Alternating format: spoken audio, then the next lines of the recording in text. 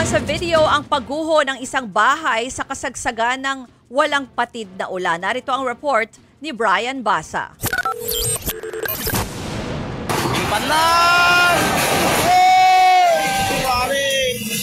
Gumuho ang bahay na yan sa Bagao, Cagayan. Bumagsak ang bahagi niyan sa ilog. Ang mga residente walang nagawa kundi manood. Nanganganib na rin bumigay ang lupang kinatitirikan ng iba pang bahay.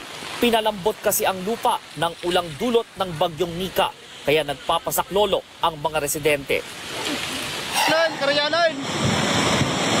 Sa Sitio Marus, Hacienda Intal, nanalasa ang rumaragasang tubig mula sa bundok.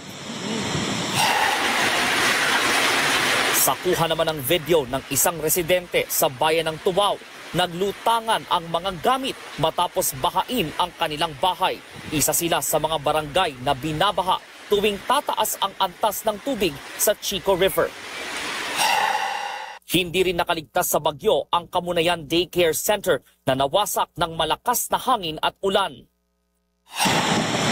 Isang guro naman ang nasagip sa gitna ng baha sa bayan ng Gonzaga.